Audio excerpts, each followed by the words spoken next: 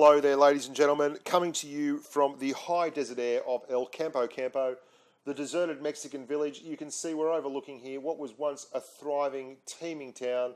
The railway ran through it. Now there's nothing but rat-like tanks jogging about the joint, getting lit up. I'm camping because I'm in the ISU 152, and my goodness, is this tank a beastly camper. It's an ambush predator, springing from the camouflaged, or rather the long distances in this case, and actually dumping massive big loads of alpha on the enemy. Now, if you want to catch up with me on Twitter, I'm at Bushka on Blitz. If you want to have a chat in the forums, come to the Asian portal of the World of Tank Blitz servers under the English-speaking section there, the game discussion section. You can always have a chat in the channel here. Always happy to answer questions and have a bit of a yarn. Or in game, you can add me as so many have. And my God, I can't wait for them to organise that chat list so that only the online people come up at the top and everyone else can go get stuffed. The ISU 152, as you might have seen from the intro, it's a hilarious tank. We'll have a look at Armour Inspector later, but it's going to be the shortest Armour Inspector in history because every time you bounce a shot on this tank, an angel loses its wings. It's ridiculous. It's got about 100 millimeters of armour at the front. It is the original glass cannon, and by that I mean it is all killer, no filler. You've got 152 millimeters worth of BL10 on the front of this thing, hence the ISU 152 moniker. And that BL10 is really, really a class above in terms of Tier 8. We're going to have a look at the gun, we're going to have a look at the mobility, and we are going to have a look at the few little idiosyncrasies of this tank. We're particularly going to have a look at camouflage. And I'm going to take you through how camouflage works in very general terms and how I use camouflage on this machine. Now, it's a Tier 10 gun. Let's get that out of the way.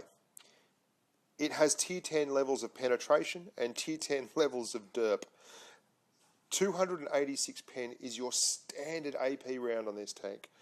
You can get up to 329 millimeters of penetration firing APCR and 90 millimeters of penetration on a high explosive. Now that's important because there are tanks in the game you will go through with the HE, and when you do, oh my good God, do you light them up? And you'll see some examples of that later on in the video. Average alpha damage of 640, that's just enormous. It is a Tier 10 weapon. You're going to work out around about 2,700 damage per minute in just with all those numbers as stock. Now, if we have a look at the tech tree of, say, the Ferdinand, the Franz Ferdinand, you'll note, great tank, and I'm not casting aspersions at any of these tanks, guys. It's got its Tier 10 gun as well, so you'd think, well, everything's turnabout's fair play, but 246 millimeters of penetration on its AP, 460 alpha. Now it will end up doing about mid-2000s in DPM, so it doesn't lose out a lot there, but as you know in this game, up front, preloaded damage is king because you can let it go and then bugger off where they can't see you, and their damage per minute means absolutely nothing. So if we have a look at the T-28 and the T-28 prototype, the American Tier 8 tank destroyers, they've got their 120mm Tier 10 guns. They do around about 2.6, 2.7 DPM, but only 400 alpha and 248mm of penetration. Again, and on the prototype, you'll see there the same deal. 248 pen, 400 alpha. What's wrong with this gun? Well, it's an unruly son of a you-know-what. It's got 0.34 second aim time, 3.4 second aim time, and 0.41 dispersion, which is horrible at range. You really have to get accustomed to letting the reticle go all the way down, because even though you might need to rush a shot, if you rush it, it's nearly a guaranteed miss. It is the wildest, most unruly weapon known to man, and it can be frustrating as hell, but it's fun as hell. And if you can get up close and personal to someone, and they're on 600 or under hit points, if you hit them with AP, you only need an average damage roll to destroy them, to absolutely wipe them out. I also find I use an awful lot of HE on this weapon. I carry 6 HE rounds there. Those HE rounds are invaluable. If someone is on 300 to 400 hit points quite often and they're a tough pen, I'll just find a good splash damage area, throw HE at them, and it will zonk them. It's like you just need to hit them somewhere on the superstructure, and hull down American tanks and IS-7s and things hate this because you can do 200 to 300 damage hitting them in the right part of their turret, and you're a tier 8 tank. And you'll see tier 10 games where we do a whole lot of damage and really help carry the day. Mobility-wise, the tank is nothing to write home about. It does 43 kilometers an hour straight out, and that's all well and good.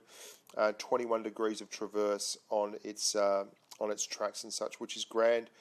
It's not going to get around and circle of death anyone, and it's not going to do anything like that. So don't get too freaked out about that. But it's a shell. It's an eggshell with a gun mounted on the front, and you have to fight from camouflage. Hence, I carry a net and vents, and it's really important that we have a chat about this camouflage, because you'll see in all the videos I use bushes, I use terrain. I hardly ever just sit there out in the open unless someone is spotting for me and I am well behind enemy lines. I also use an engine boost, and all these things really dictate the play style of this tank. It's an ambush predator. You have to have someone spotting for you. It's a terrible tank to be the last tank in, because anything can pen you, and it's very difficult to survive as with 2 or 3 targets on you. So let's go and have a chat about camouflage values, how they work, and how you can use them to your advantage in the ISU 152. Now here we are, guys. This is worldoftankinfo.net. Now you can see at the bottom of most of my reviews, if you've read through the descriptions, I've recently placed a whole heap of links. This is one of them. This is based on World of Tanks, not World of Tanks Blitz, but it actually is a really valuable resource, and it works just as well for World of Tank Blitz. I've always found the numbers to closely resemble in-game. Now, this is the ISU 152. The camo level in green down here that you can see, that section there, camo level stationary, 15.05. Camo level on the move, 9.06, and camo level after shot, 2.15. What that's telling you is you're basically looking at 15% off the normal camo level when the tank is stationary, 9% off while it's moving, and 2.15. So it's not, let me explain this properly. If someone can see you at 100 meters and you've got a camo level in stationary 15.05, it means that they're not going to see you until you're 85 meters away. Likewise, if you're moving and they're 100 meters away, they won't see you until you're 91 meters away. And after the shot, obviously your camo level drops to near negligible. But there are ways to really, really run this camo level up. I use a camo net. So we put the camo net on the ISU 152. Look at that stationary camo level go up to 30%. So if someone's at 100 meters, they're now not able to see me till 70 meters.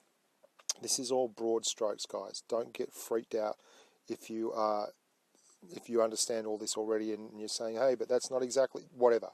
This is the best way I've got of describing it, okay? And obviously your camo level on the move doesn't change. Camo net doesn't muck around with that. But I also have camo skill. I have perks of 15% to the vehicle camo level. That does affect your on the move camo, but more importantly, it affects the camo level after a shot. Improved ventilation as well will slightly alter your camo level. So now we've got vents and a net on here, and perks, and the camo level when stationary is a whopping 33% off the view range of other tanks. But this is where you are an ambush predator. Bushes. If you are behind a light bush, okay, and you use that light bush, you move your camo level when stationary up to 43% off their view range and 21% off on the move. Now the moving part, it's important when you're moving around with a tank destroyer because you're not turreted. So when you're moving to track shots, even if you're not firing, you're still 21% off their view range, which is really, really important. Camo level after shot is where it's really killer. 14.75% off their view range, Now that is the saviour. That allows you quite often to fire without being seen from behind bushes. And if you're firing without being seen from behind bushes, my friends, you are death incarnate. If you get to just lay shots on at range with 640 alpha, you are going to chew through the enemy team. And this tank really can. This is what I found with this tank. If the more camo I had and the less visible I was to the enemy, the better I did it. As in, the better I played. Now, if a bush is less than 15 meters away, your camo level after the shot is the thing that's affected. You can see that changes. Now, there's not a lot of situations where you can be behind a bush and be more than 15 meters away or more than whatever. But the density of the bush also matters. If you can get a medium density bush, look at the way your camo level jumps up. And if you're at a really dense bush, as in you get a whole bunch of trees in a row that you knock down and get behind quite a ways, you can fire till the cows come home and no one is going to see you. So that's camo, guys, and that's why it's so important to be using camo correctly when you've got no armour whatsoever, because that really does help you. If you run consumables like chocolate and such, you can improve the camo level on the move and the camo level when stationary, but it doesn't really do enough to make it worthwhile, in my opinion. I like to use an engine boost on there instead. And you're going to see from the way I play the tank that very rarely do I ever put myself in a situation where the enemy is going to spot me first. So that's why I run a camo net. Now here we have the ISU 152 as seen from the auspicious BL9 on the IS3. And you can see there, yeah, you're going to get penned everywhere. Absolutely everywhere. It's all green, and that's with AP. Effective armour of 100mm on the front. Everyone can get through 100mm. And this is what I'm talking about. The tank, you can angle it all you want.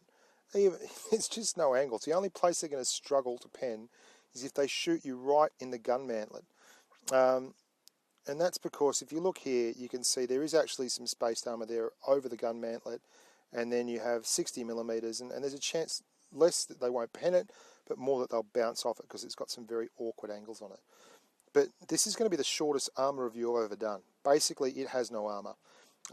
There is nothing you can do that will efficiently create a ricochet or a rebound of a shot. The lower glacis is a paltry 96mm of effective armor. The armor is only 90mm. The armor on the top is only 90mm. They were running out of steel at the factory when they built these things. Basically, it's a bunch of Coca-Cola cans held together with safety pins. So, yeah, that's the armor of the ISU 152. It's completely crap, and just as well, because if this thing could bounce shots and you could roll it up front like a T110A3, it would tear Tier 8 apart. Not that it doesn't already. So that's the camo, the armour, the gun, mobility. And I'm sure some of you will take umbrage with the way I've described camouflage. And I know that the site doesn't say it's an expression in percentage terms, but that was the most effective way, I think, of describing how it works. And I hope it was succinct enough for you to take something out of it. Anyway, the mobility of the tank. Speed-wise, it's good. 43 kilometres an hour. I run a engine boost on this tank because it's really important to get to spots that this tank can be effective from quickly, because once you get there, camo will not set for, I think it's 8 seconds. So when you get there, you keep the tank still.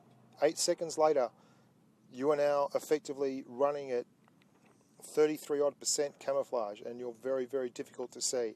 And that's an important thing to be doing, guys. You've got to get there quick. Likewise, you're going to find that some of the time you have to climb hills on this tank to get there and be effective.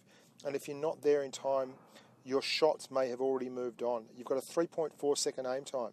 So if you're not there in time, by the time the reticle comes right down to make the kill, you're going to miss the shot, or you take it early because you've not got there in time and the reticle's too large and the shot misses anyway. Trust me, everything about this tank is on a razor's edge. The shots you want to make, sometimes your hand is on your heart and you're just going, please, as I press this button, go in the hole. Because if it goes, you're a hero, and if it doesn't, you're a goat, and it will miss some massive shots for you. Trust me, it's going to frustrate you, but it's fun at the same time. Traverse speed is only 21 degrees, which isn't a terribly large amount when you don't have a turret, and yeah, you'll get Circle of Death quite comfortably by most tanks. The object is where this line really starts to get a little bit more interesting in terms of profile on armour, and you can rely on that a little bit, and that traverse speed works for you. But with the ISU, it's just big flat sides, and if you're not traversed to point your gun at them, that's the only deterrent you've got. Your sides and your armour profile, it's irrelevant. They're going to pen you from the front just as easily as they will from the sides. It's more about your gun gives you the opportunity to actually remove the enemy from the face of the earth. It's a scorched earth weapon, 640 alpha. I just love it. But your speed limit 43 kilometers an hour. It means you get out there quickly in a straight line. Your engine horsepower is 700. It's an ideal tank for the weapon. Anything more and it would be completely overpowered. If you had at tier 8 any kind of armor bouncy profile that you could utilize, this thing would just be, there'd be 7 of them on each team, I reckon. So we've had a look at the gun, we've had a look at the mobility, we've had a talk about equipment, we've had a chat about camouflage. Oh, just a quick one on loadout. I carry 6 HE shells, 4 APCR and 10 AP. You want to have a goodly amount of AP and HE. APCR you really don't need to use all the time. Your penetration values on this tank are absolutely fan-freaking-tastic. Are you getting the point? You're a special tank with a special gun. And no, I don't understand why it should have 640 alpha and 286 armor penetration either, but it does, so be happy about it. So let's now go and have a look at the gameplay, ladies and gents. And here we go. Middleburg. Josh 8 is in the T32 spotting for me. Now, this is just a short little excerpt to show you exactly what I'm talking about. You'll see throughout the video I spend a lot of time behind trees. It's important. These guys down here cannot see me for love nor money. I'm very well camouflaged. There is very little chance of them getting shots into me. And you can note that IS3 is the guy that I've targeted in. I'm always prioritising my targets. 2 very disappointing damage rolls there, sub 600. But be that as it may, we've still done about, well, I don't know, 1100 damage to a tier 8 heavy in 2 shots, and it's wrecked his game basically.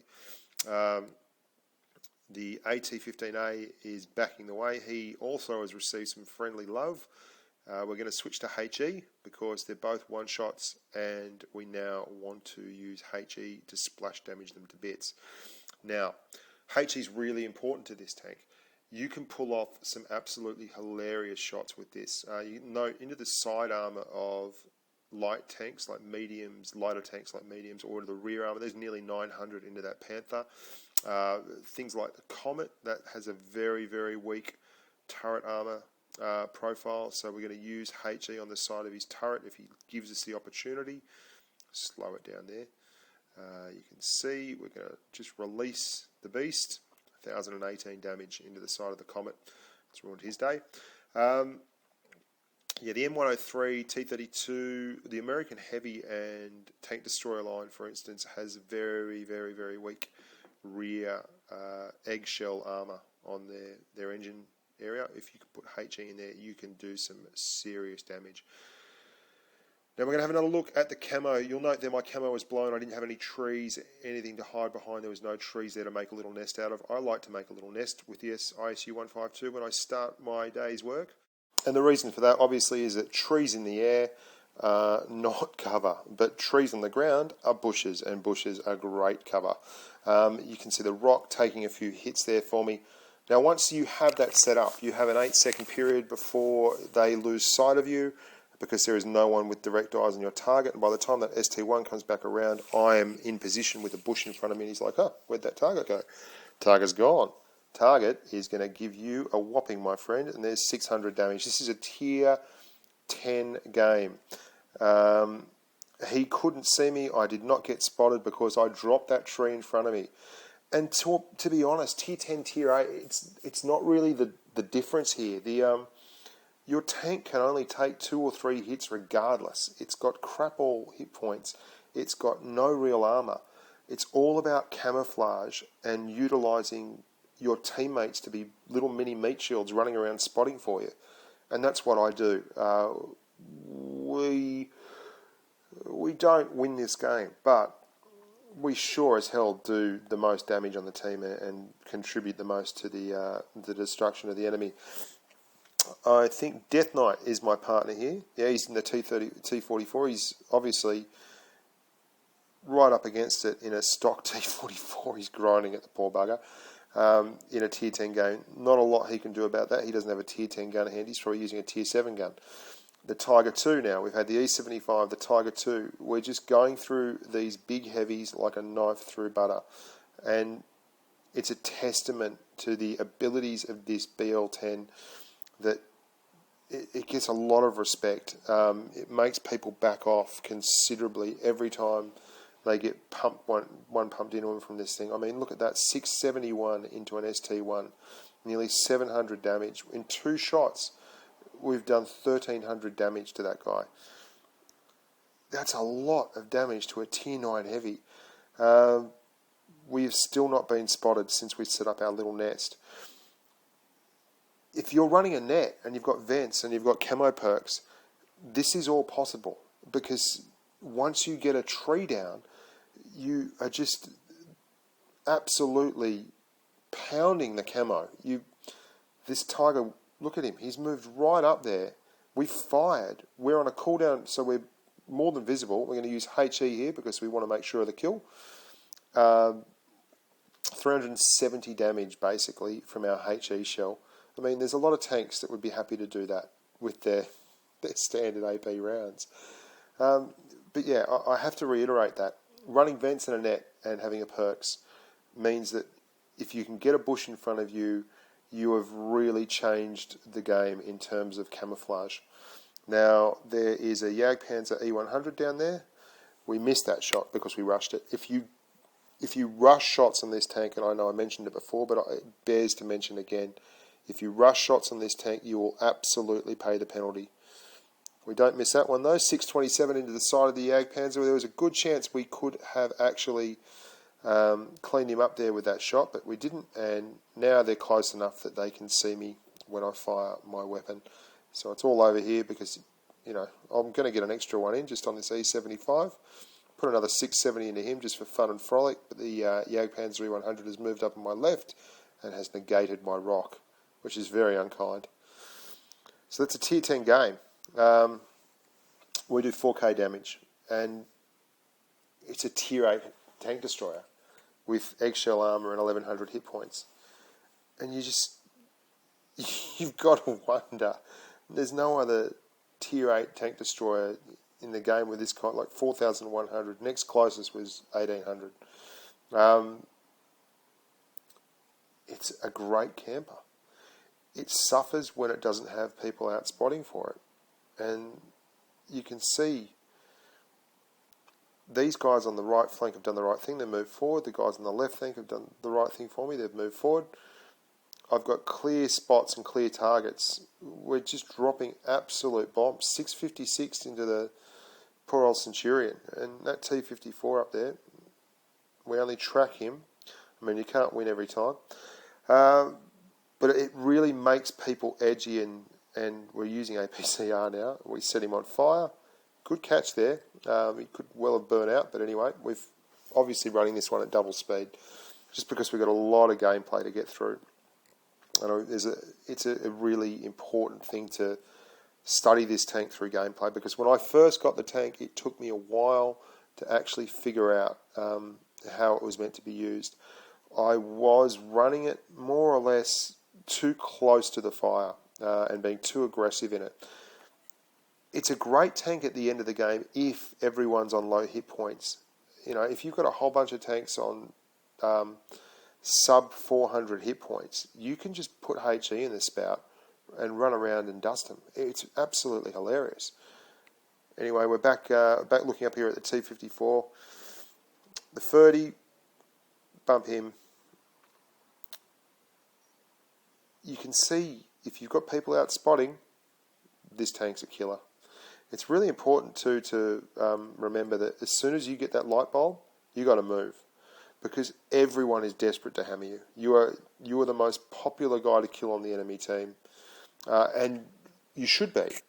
Some people don't know what this tank can do. I can't tell you how often I find myself in a situation where there's a tier 9 or a tier 10 heavy, and they have 500 or 600 hit points left, and they think that that's enough to just come around the corner, take the hit, and get the win.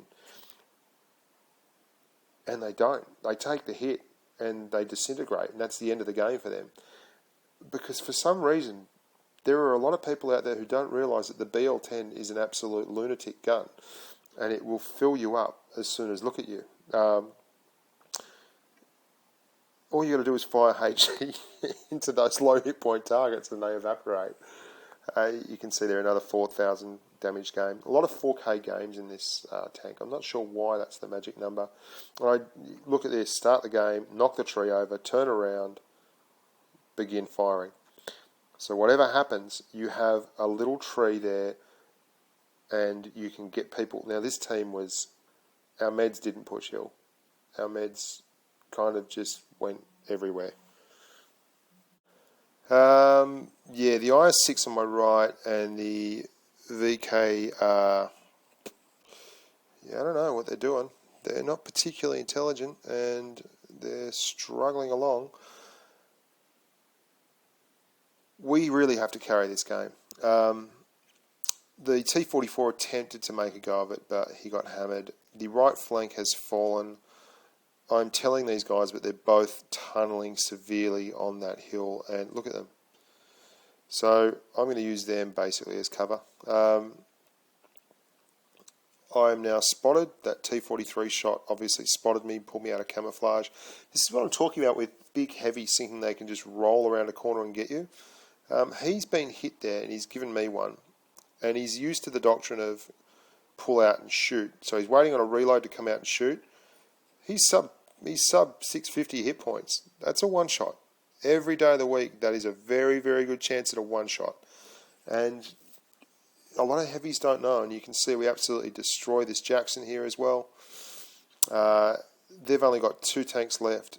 I don't know it at the time, but the M4A is actually an AFK, which is fair enough because our IS6 is, for all intents and purposes, been an AFK. That spot here on mines is just outstanding. You can cover the hill, you can cover the lighthouse, you can pull back and cover the right. And there is actually a tree on the way to this corner that you can knock down, which will give you camouflage from anyone that comes around on the right-hand side. So, yeah, basically I have to push forward here because this IS6 is just tunnelling that spot and getting drilled from the other IS6. You can see him. He's lost his entire hit point pool without moving. He's just sitting there. And there's no two ways around it. We load up the HE, the good old HE, high explosive, and we find ourselves a spot. And when we realise that's not going to work, we move. The IS6 doesn't really do that.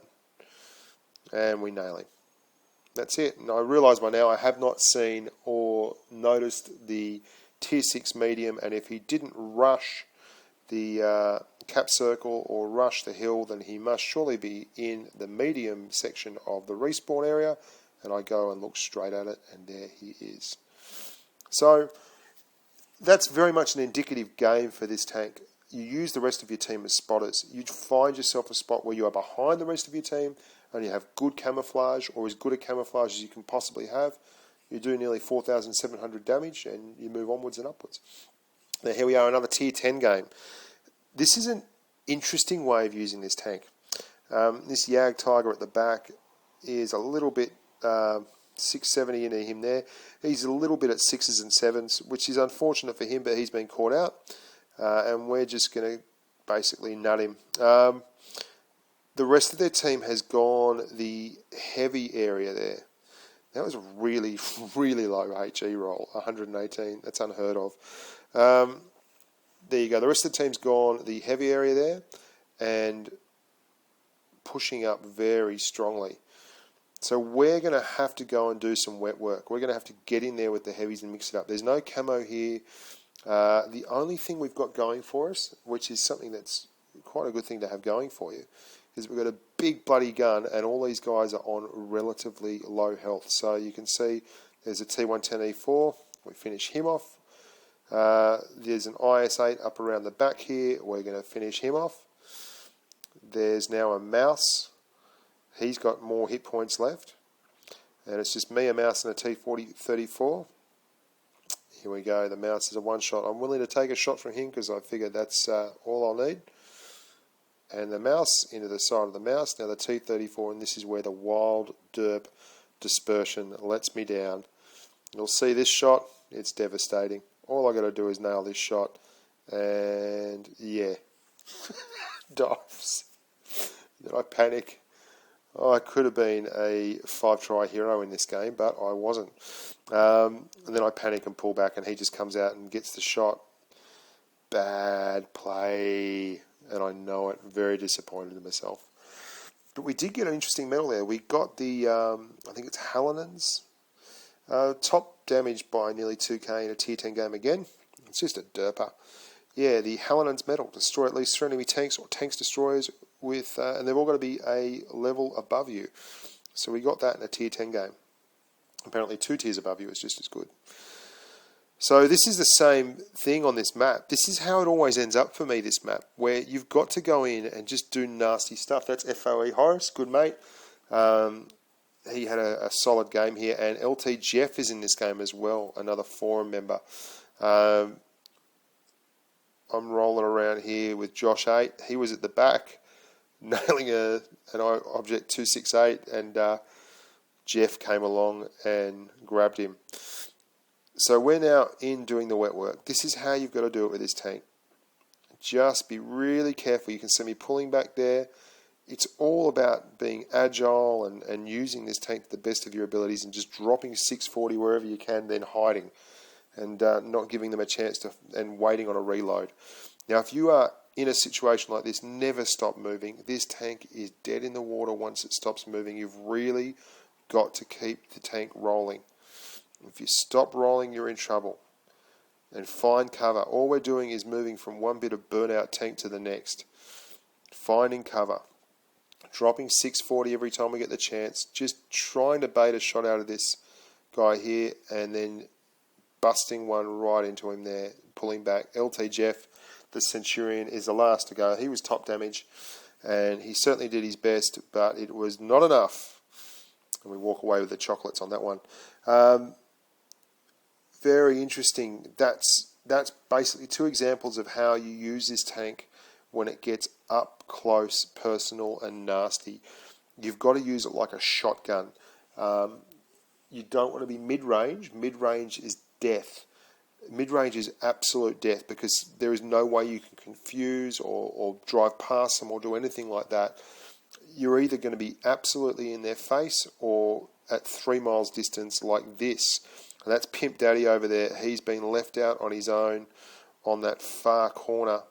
And this is another tier 10 game. This is what I'm talking about with this tank. It is completely irrelevant whether it's a tier 10 game or a tier 8 game. It's not about, you don't have penetration problems. It's not about penetration and it's not about damage. You're as fragile as an egg. A tier 6 medium will kill you in 30 seconds if you can get around behind you and your flanks, or even frontally. You've only got 1100 hit points. You've just got to use the glass cannon effect. Be that no hit point, massive big derp cannon, and use the rest of your team. Now you can see our camo does really well for us in this game. It completely negates our lack of teammates on our left here when we're not firing and we're on a cooldown. And bear in mind your cooldown is longer than 8 seconds, so your camo's reset between shots. This is just ideal, isn't it? Look at it, the sniper's perched right up top. Everyone else is basically lighting up targets for me. All I've got to do is not be bad.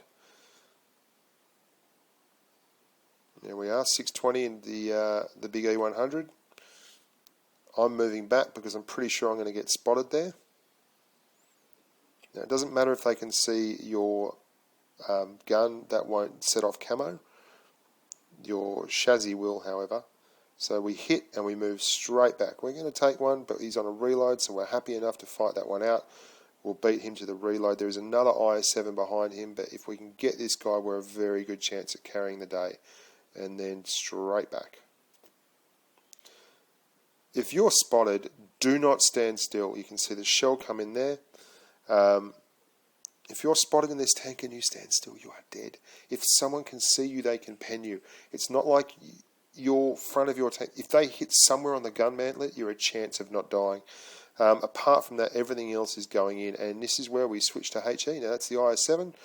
We're just going to HE him. 343 damage on the HE, and that is absolutely par for the course. You know, you're doing the kind of alpha a lot of tier 8 heavies do with their AP. You're doing that with your HE. It's just an absolute slaughter of a tank. It punches above its weight. Its gun's incredible. I mean, what more do we have to say about it? Well, you've seen the video, you've seen the evidence. Another tier 10 game, another 4K damage. And we did actually have a mastery game on this tank, but it wasn't this game. And would you believe the iPad crashed when I was recording it? 4.5K there, and this is the screenshot of it, so it did happen. Got a Rossini, not a Rossini, sorry, a Pools, 4.5K. It was on Falls Creek. It happened, honest to God. So there you have it, the ISU 152. A very, very, very fun tank. Something you should be grinding towards. I'm looking forward to the Object 704 and even more the Object 268. But I will always keep this thing in my garage. It is a laugh a minute to drop people in 2 shots. It's just an absolute riot. I'm Bushka on Blitz. As always, follow me along on Twitter, on the forums, or in here. Thank you very much for your time and your patience. I know some of these reviews are very long, and I just want to say that I appreciate immensely all the support, all the positive comments, all the constructive criticism, and all the feedback that I get in the channel. It really makes it worthwhile, guys. So keep out there, keep pounding, and I'll see you all on the battlefield.